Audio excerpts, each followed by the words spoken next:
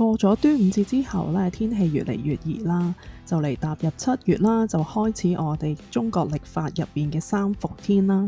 而我哋廣東人咧，一般喺夏天咧就會飲一啲消暑啦、清熱啦、去濕嘅湯水喎。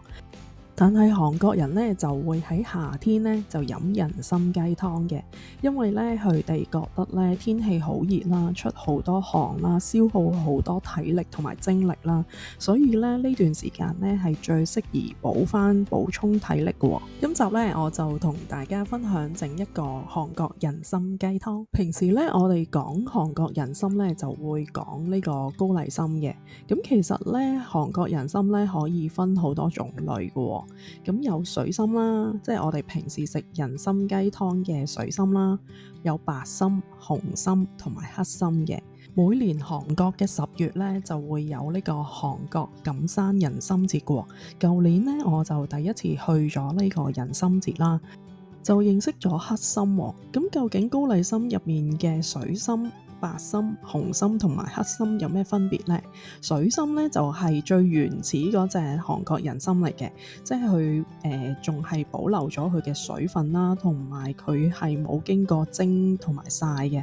咁白參咧就經過蒸啦，紅參咧都係經過蒸同曬嘅，但係咧黑參咧佢就用咗9次嘅蒸啦、9次嘅曬啦，就將入邊嘅人參皂苷咧係提升嘅喎。咁咩叫人參皂苷呢？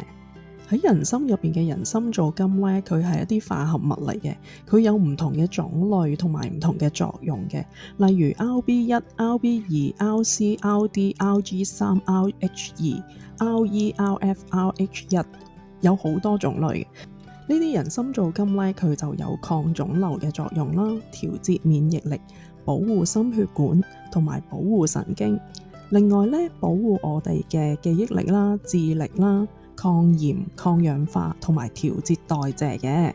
其實唔單止咧，高麗參有呢個人參皂苷嘅，咁花旗參咧佢都會有，不過佢個成分就當然嗰個種類冇咁多，同埋冇咁高啦。舊年咧，我去韓國人參節嘅時候咧，就認識咗呢個黑參啦。咁黑參咧就由當地一個研究所咧係研發出嚟嘅。咁佢比紅參咧係更加溫和，但係咧入邊嘅人參皂鹼嗰個成分咧更加提升嘅。我就睇咗研究所啲資料咧，就講食用黑參嘅時候咧有啲咩禁忌喎。咁咧就佢有講就話唔好食一啲糖分嘅嘢啦，唔好食酒精嘅嘢、牛奶同埋一啲動物脂肪嘅嘢，呢啲咧會產生一啲毒素嘅。咁但係咧我自己咧就好多疑問啊，其實因為我見到韓國市面上咧有人參酒啦，跟住咧喺場地入邊咧我見到有人參嘅牛奶啊，仲有咧韓國咧係咪好興人參糖嘅？跟住咧我睇完之後咧就個腦咧好多疑問。因為我覺得咧，好多人咧都係一知半解咧，就將佢做咗一啲商品去賣俾人咯。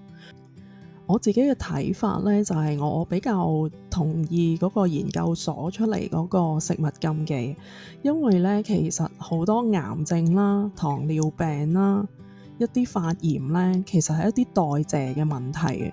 咁我哋身體點解會出現一啲代謝嘅問題咧？就係我哋食太多嘅糖啦、酒精啦、脂肪啦，同埋一啲牛奶咧，有啲人係有代謝問題嘅，所以咧佢提到呢幾點咧，我自己覺得咧都有一啲道理喺入邊嘅。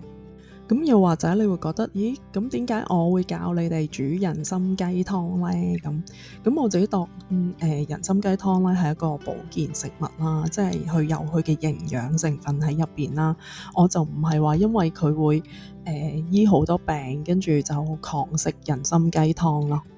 仲有一點咧，就係喺街食人參雞湯嘅時候咧，其實佢俾好細嘅參蘇嚟嘅啫，其實都冇乜人參喺入邊。所以如果自己煮咧，材料就可以足啲啦，同埋好食啲咯。今日我煮呢個人參雞湯呢，我就冇用春雞嘅，咁我就用咗烏雞，因為佢比較少脂肪啊。咁如果你話我用平時我哋廣東人嗰啲雞得唔得呢？我就覺得太多油啊，所以咧我就用咗烏雞，烏雞佢就個皮咧就個皮下脂肪比較少啦，同埋佢係冇咁燥熱啦，咁我覺得夏天飲咧就都 OK 嘅。呢啲呢就係韓國人參啦，就係水參嚟嘅，就可以喺一啲香港入邊有啲韓國嘅超市呢，就可以買到呢啲水參嘅。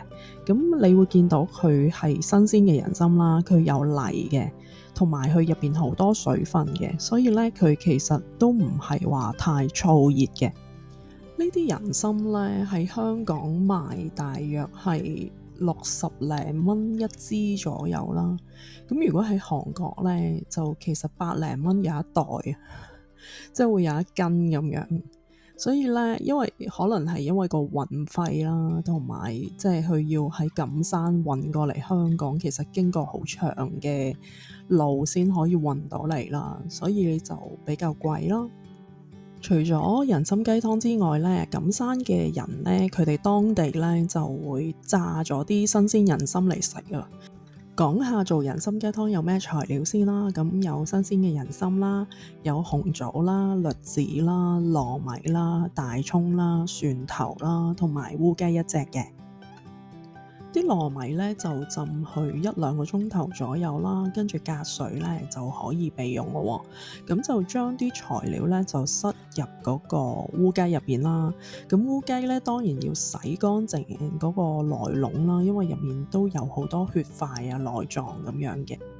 另外我就會落一片薑啦，就可以去除咗雞入邊嗰個內籠嗰啲味道啦。跟住將啲材料就塞咗入隻雞入邊啦。跟住咧就用一啲竹籤咧就封咗雞嗰個尾部咧，咁佢啲材料咧就唔會流出嚟咯。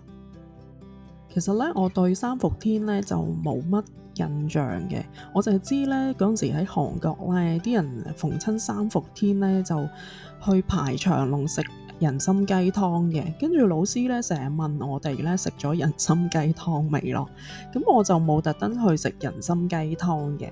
咁而喺香港咧，我就其實幾年前去學中醫藥嘅時候咧，老師係中醫師嚟嘅，咁佢就有講三伏天嘅。老師咧就講就係嗰個舊療法咧，就係將啲中藥啦貼喺一啲重要嘅穴位度啦，跟住就可以改善翻嗰個人嘅身體狀況嘅，咁同埋可以預防一啲疾病嘅。就要喺初服、中服同埋末服咧做3次咁嘅療程咯。我見咧好多中醫診所咧，佢哋都有三伏天灸呢個療法㗎喎。我自己咧就冇試過，大家有冇試過呢？如果你哋有試過咧，覺得有啲咩分享咧，歡迎喺留言區嗰度留言話俾我聽啦。呢個湯咧大約煲佢2個鐘頭左右咧，跟住就可以食㗎咯喎。其實我覺得咧飲湯咧最好喺日頭嘅時候飲咯，就唔好夜晚先去飲湯，因為夜晚飲湯首先就係可能夜晚瞓覺嘅時候咧要起身去洗手間啦。第二就係嗰啲湯咧，其實好多營養噶嘛，咁當中咧有啲係補充體力嘅，就好似呢個人參湯咁樣咯。咁如果夜晚飲咧提神咧，咁夜晚就瞓唔着噶咯喎。所以咧，我覺得咧日飲湯咧係最好喺晏晝嗰度飲咯。呢個人參雞湯咧就完成㗎咯喎。平時咧我哋食人參雞湯咧，佢係春雞嚟嘅。呢個烏雞嘅人參雞湯咧，希望你都中意啊！如果你中意我條片咧，希望你幫我點個讚同埋分享俾你嘅朋友啊！如果你未訂閱我頻道，希望你訂閱我頻道，繼續收睇我嘅影片啊！